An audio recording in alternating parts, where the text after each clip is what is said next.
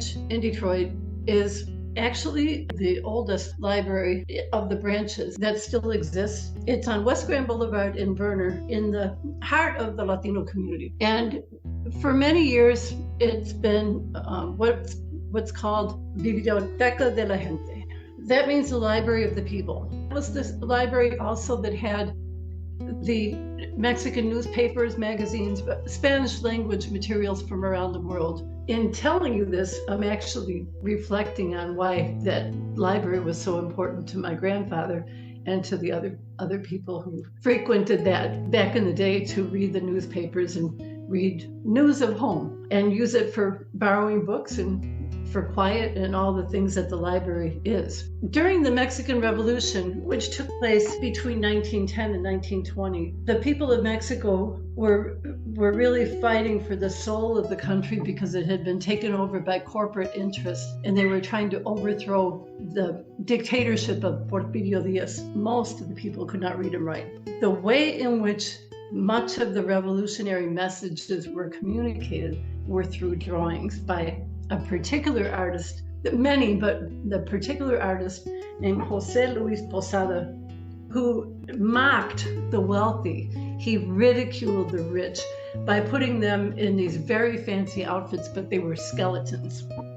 So you see the images, and think of Day of the Dead and all the calaveras they call them, and all of the skeletons in their fancy outfits. But those were actually really, really symbols of resistance during the revolution.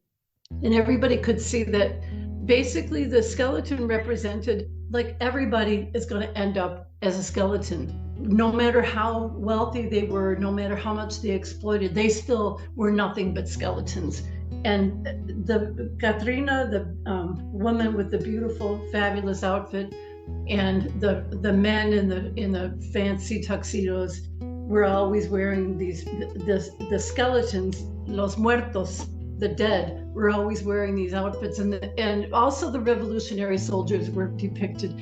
Everybody was depicted as a skeleton, and that was José Luis Posada's message of incredible radical equality. Those messages in those news clippings, comics, were really important to a people who didn't read the written word.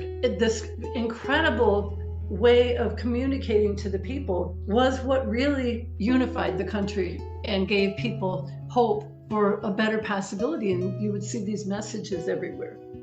And there was a great deal of emphasis on literacy and the right to read. So one of the promises of the revolution was that there would be schools for all the rural areas. The deep, deep commitment that the Mexican Revolution had to education and the connection that has to the Bowen Branch Library, which was built even before the Mexican community came here during the Revolution. There was a great deal of overlap between the Mexican community that came here and settled and that library. So in order to be able to spark our imagination and jar our memory, I think it's really important to connect the history of the Mexican Revolution and the promise of education to the closings of the libraries in Detroit.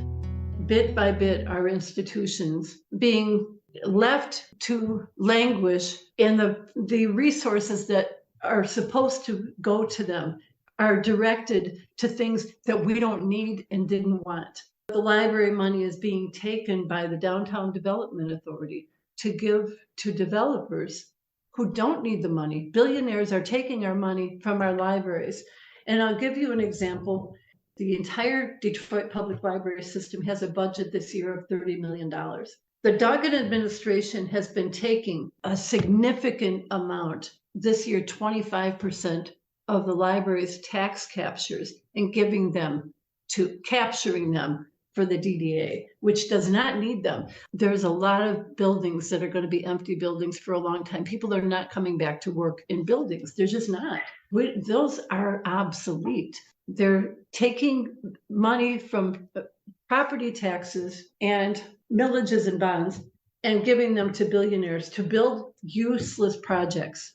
If we don't stop this, it will continue, and we won't have anything except a city with a downtown filled with empty buildings and neighborhoods that are just crumbling, with schools and libraries going without what they need because the tax captures are taking them. We have to stop this. Only Detroit has to give up our taxes to the developers, because every other city in the whole state of Michigan has a ban on the use of tax captures for anything except for what they're intended. So if you pass a bond for schools, then it goes to schools. If we pass a bond for schools, what's left after it's captured goes to the schools. Rich white men are taking the money away from the poorest Black and Latino children. We have an apartheid tax structure, and it can stop. We're really going to fight this, and if Duggan wants this, Whitmer wants this. So we have to really be able to fight for the right for Detroit to have the same rights to have educational institutions, schools and libraries, as the rest of the state. I want to make a connection between education and poverty. The absolute inability to end poverty without any education. There's an effort here to maintain a class of people who has to clean up after the revelers. And if people can't read and write in the schools, are going to hell. And that's Duggan's agenda, truly a Jim Crow agenda. So the Downtown Development Authority, an unelected body of who are chaired by Mike Duggan. The DDA is a body of people who make decisions about our tax money without having to account to anyone for it. And the chairman of that body is Mike Duggan. They can take as much of our library bond money as they want. This has to stop. Downtown Development Authority is completely appointed by Duggan.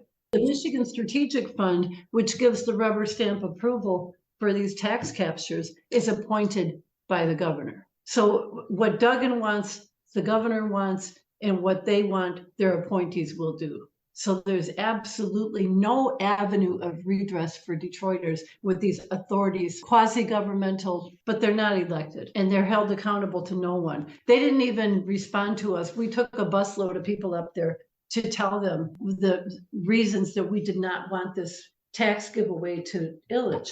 And they didn't even look at us. They didn't entertain anything. They voted unanimously after hearing us all day long.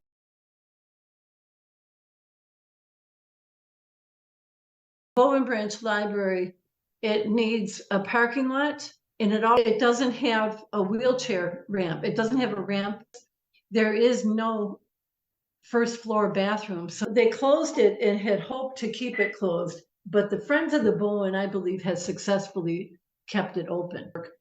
There's no reason that the money that's meant for libraries cannot be used for libraries. There's every reason to end tax captures, freeze the tax captures so that they stop diverting this money away from our libraries. We have neighborhoods that have nothing, and we have a downtown that is an absolute orgy for the rich that is being paid for with our tax money. This is a crime, and it would never happen in any other city but Detroit in the state of Michigan.